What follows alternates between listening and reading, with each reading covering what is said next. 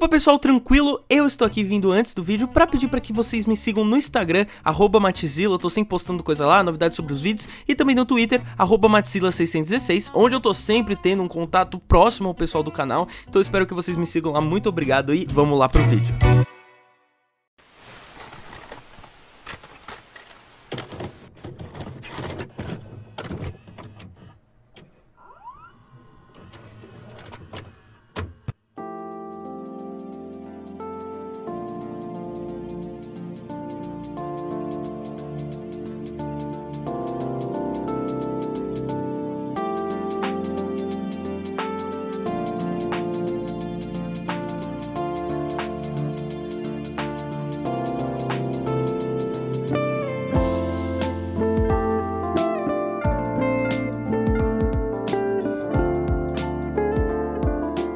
Você tem assumido as suas responsabilidades? Você sequer sabe o que significa responsabilidade? Eu sempre me pergunto o mesmo. São questões que permeiam a minha mente e se repetem dia após dia. O que realmente é responsabilidade? Eu não sei exatamente dizer, não sem citar um exemplo claro e puro do que é verdadeira responsabilidade. A ideia de abdicar de algo que te faz bem, algo que possa te beneficiar e mudar sua vida para fazer algo que necessita ser feito. Escolhas. Responsabilidade e escolhas são quase sinônimos. Escolher entre o certo e o errado. Escolher entre o altruísmo ou o egoísmo.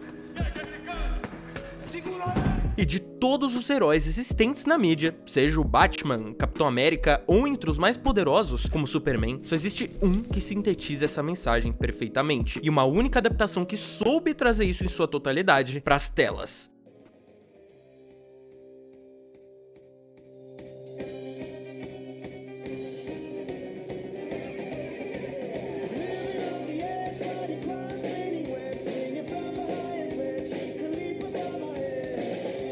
Hello my friends, Geek na voz, e dessa vez eu tô num lugar diferente, né? Tô em um outro canal, a não ser o Mundo Geek, então eu tô estranhando isso daqui, mas cara, melhor do que fazer uma participação ao Cérebro Espacial é só falar da melhor adaptação animada da história do Miranha, velho, que é o Espetacular. Eu arriscaria dizer que nenhuma outra mídia, fora os quadrinhos é claro, conseguiu equilibrar tão bem esse lado mais pessoal do Peter Parker com o seu lado Homem-Aranha, mano, é sensacional isso. Mas o Espetacular Homem-Aranha, né, a gente sabe que foi uma animação criada em 2008 que conta ali os primeiros meses de atividade do Peter Parker como Homem-Aranha. Aqui nesse caso o Peter ele tem 16 anos, né, embora não pareça, mas faz apenas 4 meses que ele começou suas atividades como Miranha. A primeira temporada lá fora foi exibida, né, no canal da CW, sendo que aqui no Brasil foi pela Cartoon Network, né, que sempre passava às quartas-feiras às 9h30, sim, era à noite, e também era reprisado às quintas às 4h30. A Rede Globo também por um tempo chegou a transmitir essa animação do Miranha, né, a saudosa TV Globinho que nunca mais vai voltar, sendo que atualmente aqui no Brasil ela está por conta do SBT,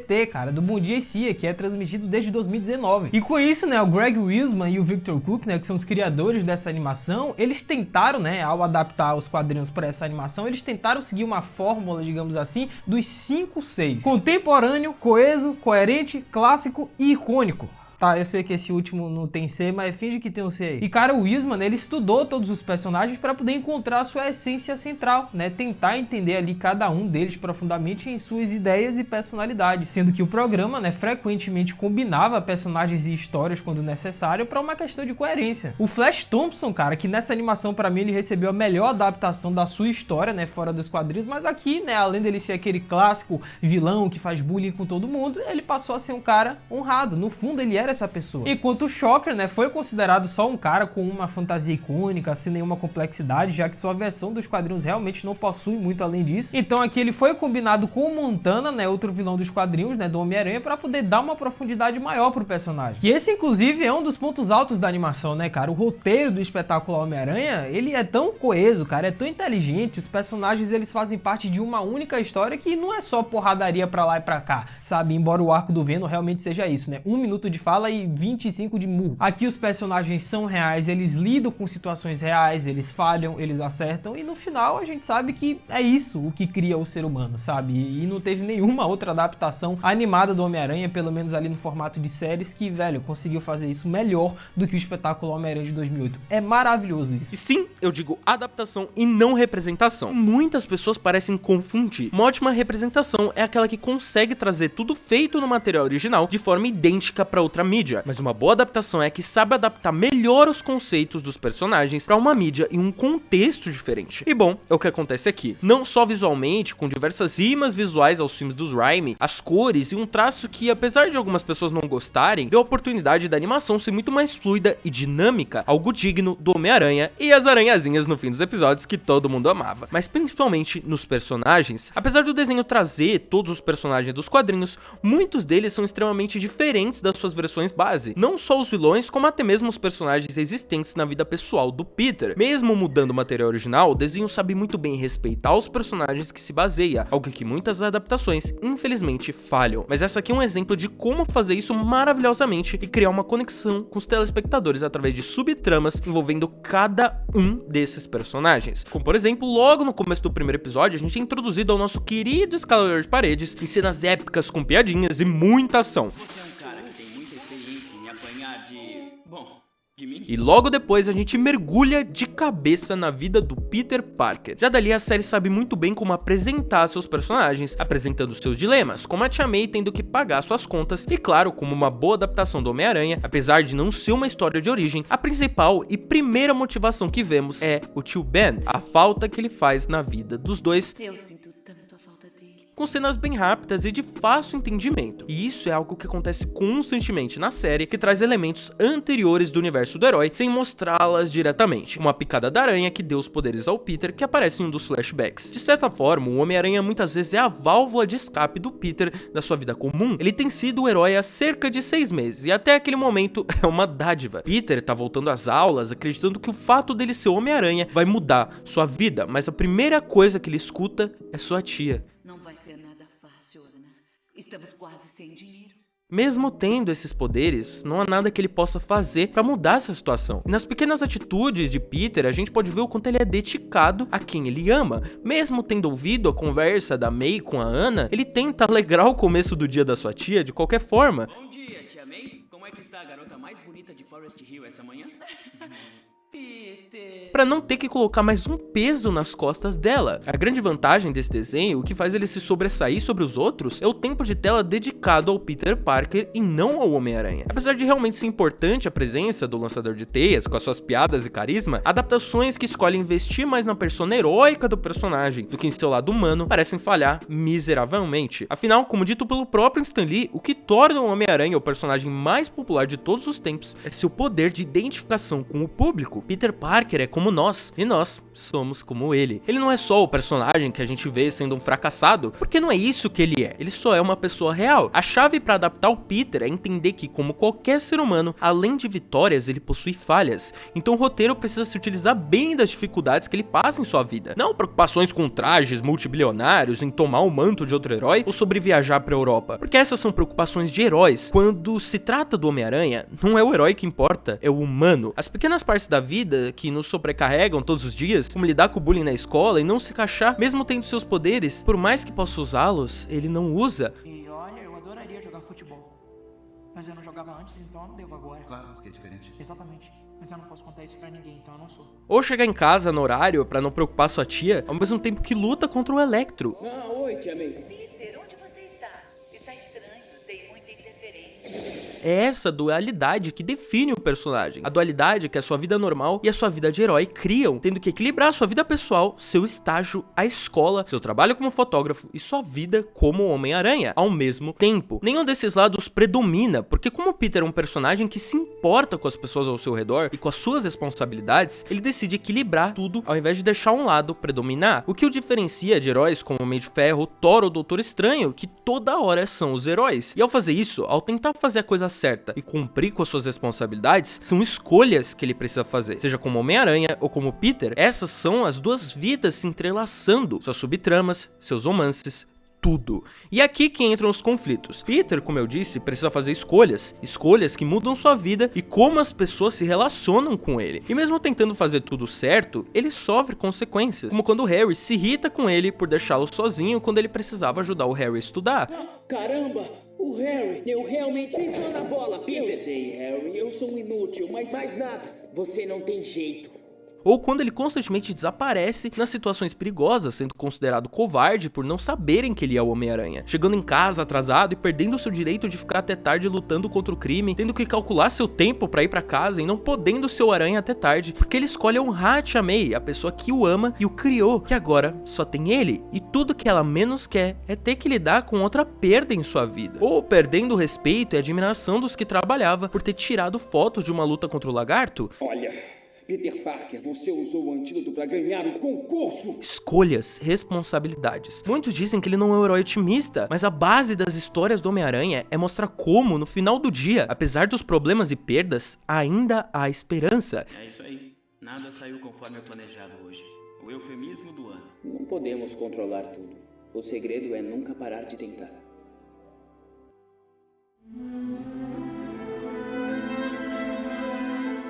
Eu nunca pedi pra ser Homem-Aranha. Eu nunca pedi esses poderes. Eu não sabia que seria tão difícil chegar em casa às 9 horas, sem trabalho e com amigos que acham que eu sou um traste. Mesmo que seja fácil desistir, mesmo com todo o mal que seus poderes tragam pra sua vida pessoal, mesmo assim ele prefere mantê-lo sabendo da responsabilidade em não deixar que outras pessoas sofram como ele sofreu. Uma coisa eu sei com certeza. Eu não posso deixar o Harry perder o pai do mesmo jeito que eu perdi o tio Ben. E da promessa que ele fez ao seu tio Ben, ele sabe que tem o poder de ajudar, por isso ele não pode parar, nem tirar férias. E daí se ninguém me achar um herói? Homem-Aranha vai ficar porque ele é necessário. Os personagens ao redor dele são tão reais quanto o próprio Peter, cada um com seus dilemas próprios e momentos. Harry, por exemplo, vive constantemente as expectativas do seu pai, das expectativas que o legado dos Osborn traz, precisando lidar com as exigências de seu pai e sendo constantemente humilhado por ele, fazendo Harry apelar pro soro do duende, uma referência clara ao uso de drogas e como muitos jovens acabam caindo nesse mundo, como uma válvula de escape para chamar a atenção das pessoas ao seu redor e finalmente conseguir o amor que nunca recebeu, já que tudo que importa pros Osborn é poder, ou a própria Gwen, que se sente insegura perto do Peter, principalmente pelos sentimentos que conserva sobre o garoto. Isso faz a garota tomar certas atitudes tentando chamar a atenção dele, mas sempre se preocupando com seu bem-estar. O sentimento que Peter sente por ela é real, mas confuso. Como acontece com qualquer adolescente, Peter se confunde. No meio de tantas opções e pessoas que ele sente alguma coisa, entender quem ele realmente ama é quase impossível. E esse é outro mérito da série, saber representar tão bem a adolescência do garoto, saber representar tão bem o que significa ser não só o Homem-Aranha, mas um adolescente de 16 anos confuso e passando por muitas mudanças na sua vida sem uma figura paterna pra guiá-lo, já que Peter precisa lidar e levar todas essas responsabilidades sozinho, sem o tio Ben. Liz Allen inicialmente é só uma líder de torcida arrogante e fútil, mas com o tempo que a gente vai conhecendo ela ao lado do Peter, percebemos a profundidade dos seus dilemas, seja quando envolve o seu irmão envolvido com o tráfico e o mundo do crime, ou o carinho que ela conserva pelo Peter após deixar seu ego de lado e se deixar conhecer o garoto. Flash, apesar de ser um valentão, é um grande fã do Homem-Aranha, e apesar de tudo, apesar dele ser um valentão, ele tem seu lado bom e honroso. Quando Peter age como um babaca com todos que ele ama por consequência da influência do simbionte, Flash tenta trazer Peter de volta à realidade. Se continuar com essa atitude, vai provar que você ainda é um grande otário. Um cara que não consegue ver quando os amigos estão tentando ajudar. Por saber que aquele não é quem Peter é de verdade, e o roteiro sabe manter a personalidade do valentão mesmo nesses momentos. JJ Jameson se prova muito humano em diversos momentos, como quando Rhino aparece no Clarim Diário procurando a pessoa que tira as fotos do Homem-Aranha, e JJ mente dizendo que elas são enviadas anonimamente, tentando defender Peter Parker do vilão, mesmo que ele apareça gritando com o Peter sempre. Pessoas são assim, superficialmente elas podem se mostrar de uma forma, mas é na diversidade que realmente podemos ver quem elas são de verdade. A Gata Negra, durante o arco do simbionte, aparece como uma ladra qualquer, mas posteriormente descobrimos a sua origem. A gente descobre que ela é filha do homem que matou o tio Ben. Mas eu estou aqui para libertar meu pai. Homem-Aranha, este é Walter Hardy, vulgo Gatuno. E esse encontro significa algo não só pra ela, mas pro Peter também, que ao ver o assassino do seu tio e como ele tem tentado se redimir do seu erro, finalmente consegue liberar totalmente o perdão. Claro, a raiva nunca vai embora, porque ele perdeu alguém que amava, mas agora Peter pode pelo menos controlá-la. Entendem que nada acontece na série sem motivo? Peter entender que aquele homem, apesar dos erros, significa muito pra Gata Negra, inclusive, ele não queria que ela tivesse o mesmo rumo de vida que ele tomou como um ladrão e assassino. Ele só queria o melhor pra ela, para que ela não cometesse os mesmos erros, não tirasse outro tio Ben de alguém.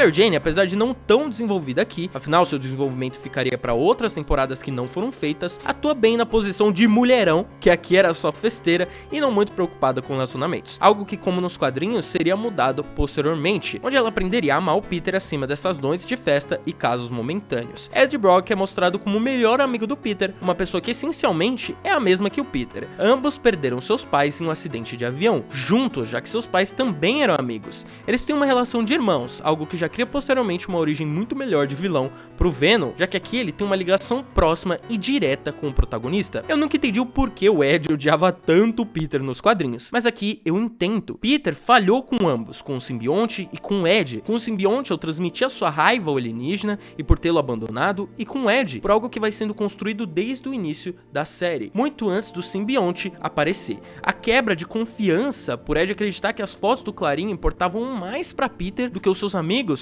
mais do que o Ed, mais do que tudo, acreditando que o Peter era só um egoísta que destruiu sua vida, já que por conta do acidente do lagarto ter se tornado público, o laboratório do Connors teve sua gestão alterada e Ed perdeu seu emprego. São consequências das escolhas de Peter, escolhas que, apesar de altruístas e boas, já que ele precisava das fotos para conseguir pagar as contas da sua tia May, resultaram em consequências ruins. Porque entendam, pessoal, não existe decisão nessa vida em que você não tenha que abdicar de algo, seja algo bom ou ruim. Os arcos da série são perfeitos mesmo. Seja a luta de gangues envolvendo a Sabre de Prata e o Cabeça de Martelo, que eram antigos amantes, o Cabeça de Martelo assumindo o lugar do Lápide como dono da cidade, já que quando um rei do crime sai, outro precisa entrar, é uma lacuna que sempre se preenche. O arco de revelação da identidade do Peter, do Duende Verde com o grande plot twist de que na verdade todo esse tempo era o Norman e não o Harry, usando seu filho como bode expiatório e até o enviando para um reformatório na Europa, tudo para enganar o Homem-Aranha e continuar seus planos doentios como o grande monstro que ele é. Ou o arco do simbionte, que a gente vê o Peter se tornando cada vez mais arrogante e orgulhoso, uma construção que até reflete no traje do herói, que inicialmente é só uma versão preta do traje original, mas vai ficando cada vez mais completo e parecido com o dos quadrinhos, como se o simbionte e a escuridão tivessem tomando completamente Peter. O arco do lagarto, com a família Connors tendo que lidar com a transformação do Kurt, o seu próprio filho vendo o pai transformado em monstro, é muito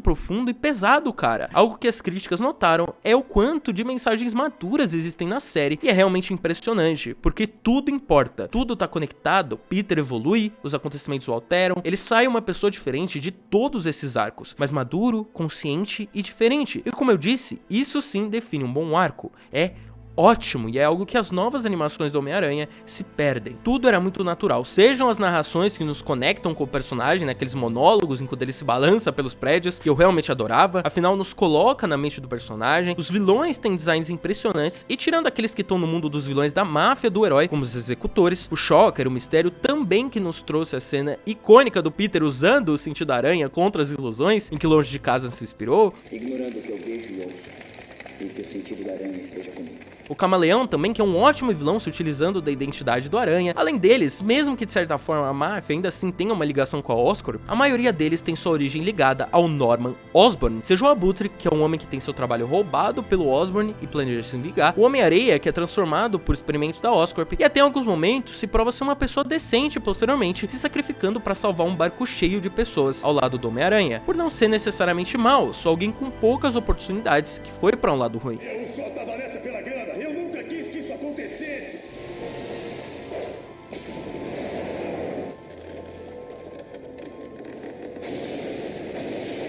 O Electro, que se torna um monstro por acidente e não é capaz de lidar com essa mudança. Ou o Dr. Octopus, que era totalmente humilhado e colocado para baixo pelo Norman, se tornando um vilão estrategista que cria o Sexteto Sinistro para acabar com o Homem-Aranha de uma vez por todas, por eles são daqueles no caminho da sua vingança. Mas porque Otto é alguém perdido. Tudo por culpa do Norman, alguém egocêntrico, despreocupado com todos ao seu redor, sem noção de responsabilidade. E aqui que eu digo, eu não vejo problema dos vilões virem de uma fonte só, se essa fonte é alguém como Norman, já que ele é um total oposto do que o Peter representa, um bilionário irresponsável que não se importa com ninguém e tá sempre disposto a passar por cima de qualquer um para atingir seus objetivos. Ele não é gentil, não é misericordioso, e essa personalidade cria vilões, cria pessoas ruins e até piores do que ele, porque isso é que pessoas ruins deixam de legado, pessoas piores ainda.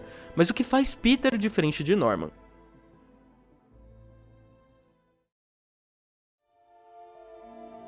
A melhor parte do desenho é quando ele entende que, apesar de serem pessoas diferentes, o Homem-Aranha e o Peter Parker fazem parte de um único homem, e se lembra do porquê ele continua lutando. Quando ele derrota o simbionte usando o amor daqueles que viviam sua vida, que são sua força, qual é a sua força para continuar lutando? Por si mesmo ou pelas pessoas ao seu redor? Quando ele luta por si mesmo usando o simbionte e passa a maior parte do seu tempo como Homem-Aranha, ao invés de focar na sua vida pessoal, Peter percebe que estava errado, e é por isso que ele abraça seu lado humano novamente.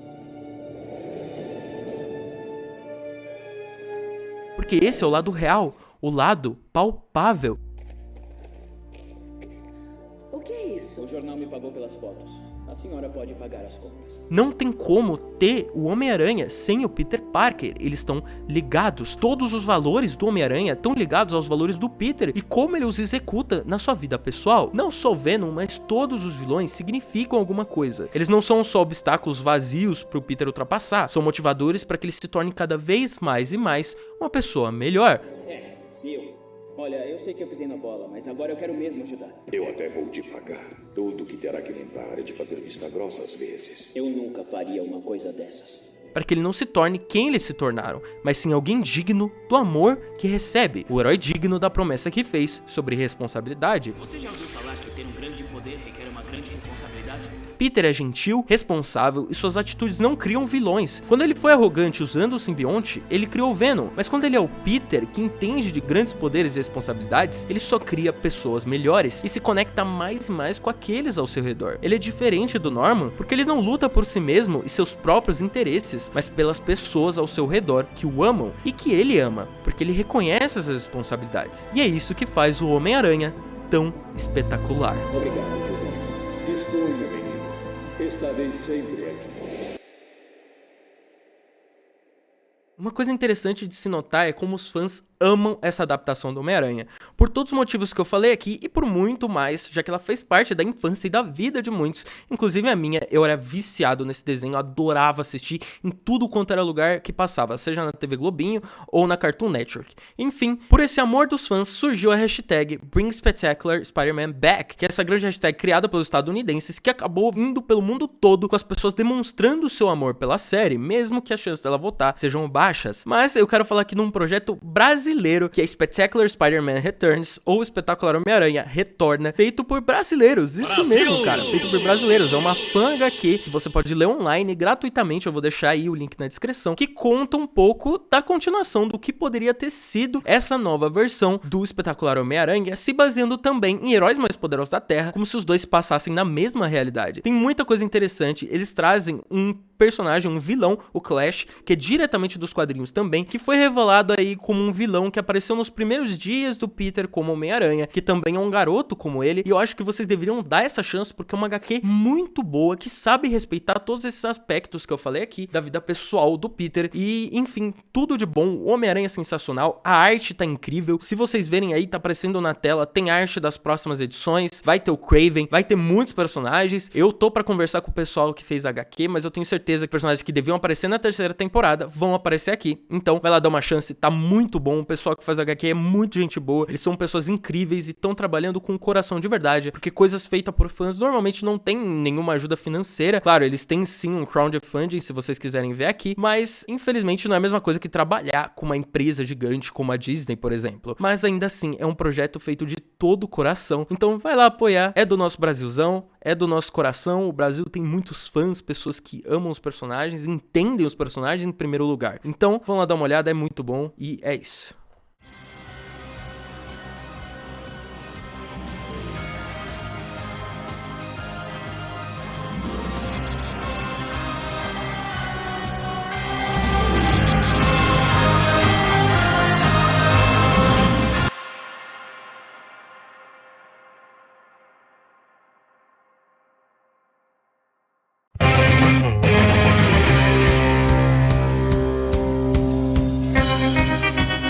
Balançando em teias, lutando contra o crime, essa só é a parte superficial que define o nosso querido escalador de paredes, Peter Parker.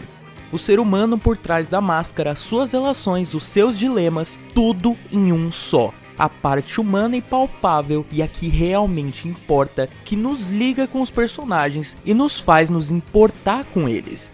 Isso é algo realmente notório quando se trata de O Espetacular Homem-Aranha, levando em conta que todo o roteiro da animação era minuciosamente feito aos poucos, com um quadro cheio de anotações em que os roteiristas colocavam os nomes dos personagens e ligavam os nomes e situações da vida do Peter, baseado na ordem e como elas seriam importantes para a história. Ao invés de só fazer os episódios jogados de forma aleatória e com ideias nada a ver, existia toda uma construção narrativa pertinente, pensada e planejada desde a sua raiz até as suas ramificações, como se cada ação do personagem e dos personagens à sua volta fosse pensada pelos próprios personagens. É como cada uma dessas decisões resultam em consequências diferentes em sua vida, como se eles fossem pessoas reais. Seja em como as pessoas que o Peter ama se decepcionando com ele ou ele perdendo algo, sempre existe causa e consequência. Espetacular Homem-Aranha é dividido em diversos arcos ao longo das temporadas, sendo os primeiros arcos inteiramente baseados no Peter lutando contra vilões específicos, mas aos poucos as tramas da sua vida começam a tomar o primeiro lugar, e é interessante como até em episódios muito afastados, algumas tramas já começam a ser construídas, como todo o ódio que o Ed Brock sente pelo Peter já aparecendo no episódio do Lagarto e sendo completamente explorado na saga do simbionte.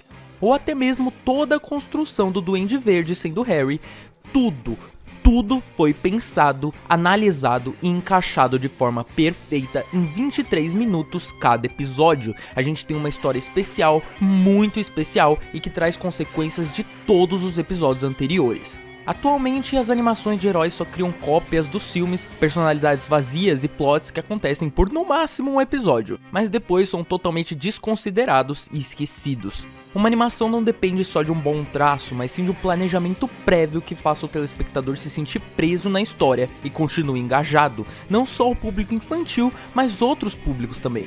Por mais que o público infantil realmente prefira a ação, é indiscutível que momentos de drama também afetam as crianças, e a gente pode dizer isso por nós mesmos. Pô, caramba, quando eu era criança, o fato da Gwen ter ficado com o Harry ao invés do Peter me deixava desconcertado e louco pra uma continuação, que nunca aconteceu, e que iludiu a minha versão de 6 anos. E por mais que eu não entendesse os motivos na época, agora eu entendo. Em 2008, quando a Disney ainda não saía comprando qualquer estúdio que ela via pela frente, ela, comprou a Marvel. E por mais que isso tenha rendido ótimos frutos no cinema, e a gente não pode dizer o mesmo pro ramo das animações, porque... eu nem preciso falar, né? No caso, com a compra da Marvel pela Disney, os direitos das animações estavam totalmente na mão da Disney. E se uma terceira temporada fosse rolar, só rolaria se a Sony e a Disney trabalhassem juntas, o que é meio difícil. Mesmo que isso esteja acontecendo agora no cinema, a parte das animações são setores e pessoas totalmente diferentes no controle. E claro, uma animação não vale $1 bilhão. A Disney pode ir lá, fazer uma animação meia boca e continuar ganhando o mesmo dinheiro ou até mais do que ganhava com o Espetacular Homem-Aranha. E bom, foi isso que rolou, e isso fez o desenho ser cancelado, e meio que foi algo que a gente perdeu pra ganhar o MCU. Mas realmente valeu a pena? Valeu a pena perder essa série pra ganhar os filmes da Marvel? Quais eram os planos da terceira temporada? O que aconteceria se tivesse dado certo?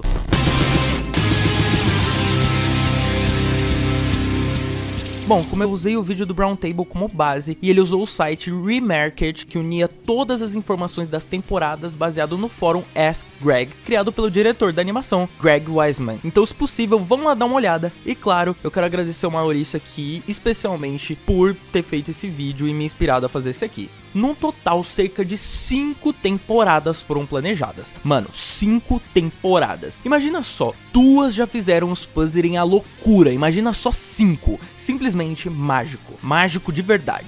Com cada temporada existiria uma formação diferente do Sexteto Sinistro. A série acompanharia os anos da vida do Peter, sendo 65 episódios sobre a sua vida no ensino médio e os filmes em DVD sobre sua vida na faculdade e em sua vida adulta. E, inclusive, o Peter e a Mary Jane se casariam eventualmente, o que implica que eles realmente planejavam adaptar a morte da Gwen Stacy diretamente dos quadrinhos, que até ali era o principal interesse amoroso do Peter. existia um plano de introduzir 2 vilões principais na terceira temporada. Com a falta do Duende Verde na cidade, o Duende Macabro entraria junto do Escorpião, Morbius e até o próprio Miles Warren, o Chacal, que aparece na segunda temporada tomando o lugar do Kurt Connors na Universidade Empire State. Quando Greg foi perguntado se o Ben Reilly apareceria de alguma forma, ele disse: bom, o Miles Warren não foi colocado ali sem motivo. Ele disse a mesma coisa quando perguntado se a aparição do Cletus Cassidy era só uma referência jogada ali ou se existiam planos para trazer o Carnificina. Além disso, o Kurt Connors estaria na Flórida tentando achar uma cura pro Electro, o que seria mostrado em um filme que seria lançado entre a segunda e a terceira temporada, onde o Peter lutaria contra o Lagarto na Flórida, como aconteceu nos quadrinhos. Além disso, existiriam filmes entre todas as temporadas. O relacionamento entre a Gata Negra e o Homem-Aranha estaria abalado após a descoberta do Peter que o pai dela era o responsável pela morte do tio Ben. Outro relacionamento que viria a ser importante é o de Ned Leeds e Betty Brant,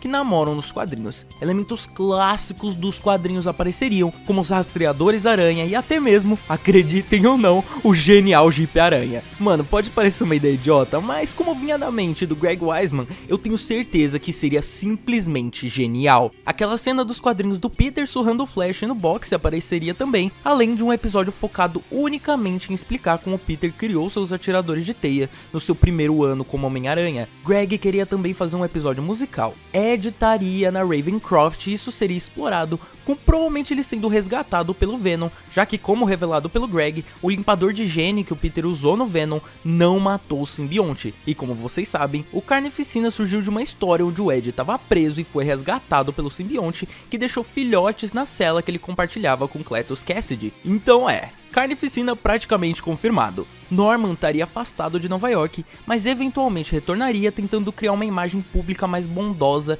e menos milionário, problemático e psicopata, além de ter planos mais profundos em sua ideia de ser mentor de Peter Parker. Mas enquanto ele não estivesse em Nova York, a série exploraria sua esposa Emily Osborn, que é bem misteriosa nas 2 primeiras temporadas e que, na minha opinião, muito provavelmente aqui seria a identidade por trás do Duende Macabro, o que seria uma revelação bem bombástica dentro da série. O Rob teria uma relação próxima do Lápide de alguma forma, existiriam consequências do plot de doping do Harry, já que o campeonato de futebol de Midtown estaria sendo monitorado constantemente por conta do ocorrido, o Cabeça de Martelo seria o novo rei do crime de Nova York e o Senhor Negativo eventualmente seria apresentado, criando todo um novo plot de guerra de gangues na cidade. Além disso, foram confirmados os vilões Gatuno, Calypso se tornando vilão ao lado do Kraven, o Homem Hídrico e o Devorador de Pecados, conhecido como Stan Carter. Esse em específico já tinha sido apresentado nas outras temporadas ao lado da Jean DeWolf, que também teria o seu arco adaptado.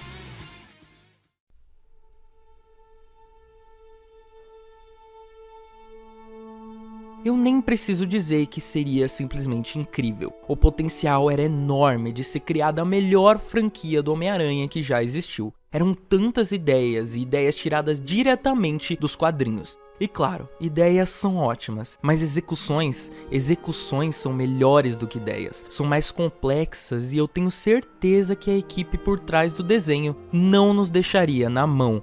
Eu trocaria todo o MCU por isso. Cara, eu realmente trocaria e eu não tô sendo irônico, porque isso seria diferente de tudo que a gente já viu. A adaptação que o personagem mais merecia, com atenção, cuidado e muita paixão. Porque tudo aqui é tirado diretamente do amor que os criadores tinham pelos quadrinhos. Pô, quem já imaginou o Devorador de Pecados sendo adaptado pra um desenho? Isso aconteceria aqui. O Carnificina, talvez a gente teria o Venom anti-herói, talvez a morte da Gwen, talvez, e se, a gente subiu tags várias vezes e até o próprio dublador estadunidense do Peter respondeu, mas até agora, nada. A gente queria que acontecesse o mesmo que aconteceu com Clone Wars, mas aparentemente, talvez não role. Mas a saudade tá aqui, a saudade desse desenho que fez, cara, tanta gente feliz por tanto tempo e até hoje, como eu queria que uma terceira temporada viesse.